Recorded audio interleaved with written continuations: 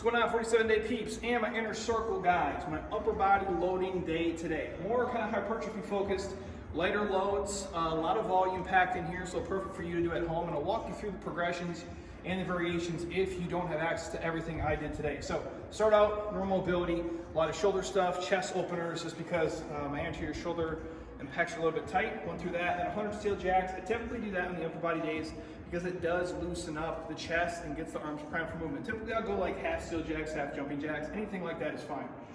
I went with the bench press patterns first. I went 15 reps with a neutral grip at 45-pound dumbbells.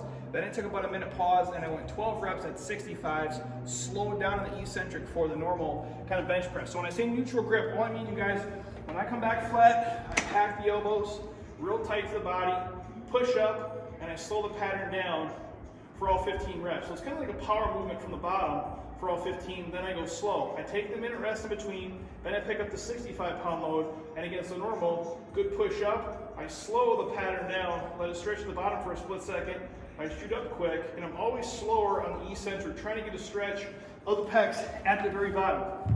Once that's done, I took about a minute, popped into chin-ups.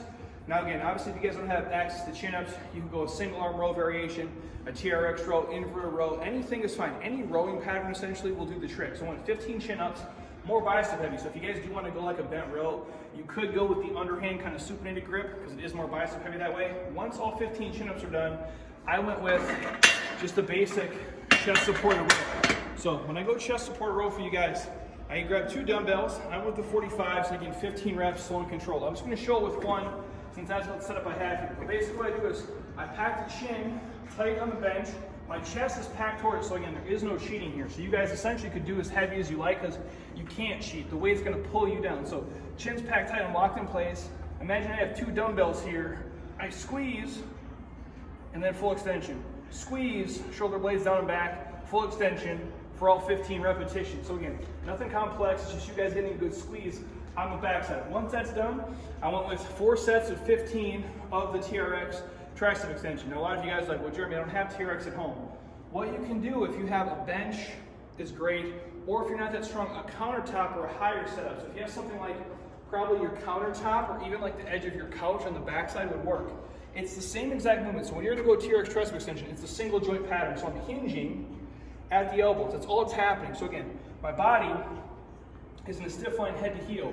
Glutes are tight, my abs are braced. All I'm doing is letting my elbows hinge, they're packed tight, and I'm letting my head come down to that setup. So that would be your version of the TRX Tricep Extension if you guys don't have access to a TRX. If that's too taxing for you guys, you can always go skull crushers or any overhead variation of triceps for 4 sets. Then the next set I finished with is dumbbell curls, just 15 reps. I went 25-pound dumbbells, nice and light.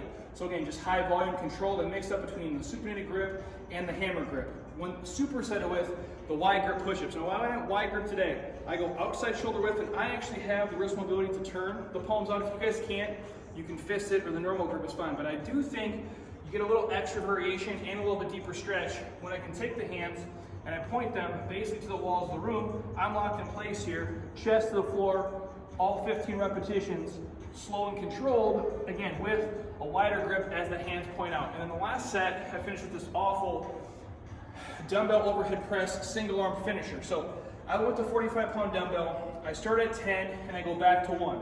I'm probably gonna do this on Instagram later next week, maybe a 1+ pattern up, but what I did today was standing, staggered stance.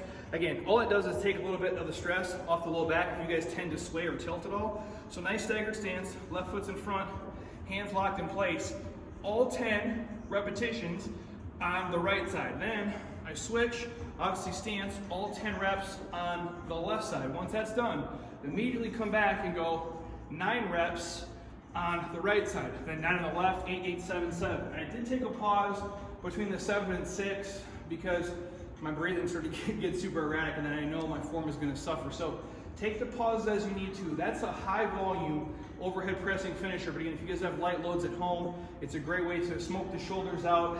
Not a lot of stress on the joints, especially if you have like a 20, 25-pound dumbbell or somewhere in that range. So that's my entire upper body loading day today. Ton of volume, again, not super heavy. So again, if you're at home with light weights, This is a great option for you guys to literally just destroy the chest, the shoulders, biceps, tries, the entire shoulder girdle, and everything in between. So any questions, tag below. Have an amazing day, guys.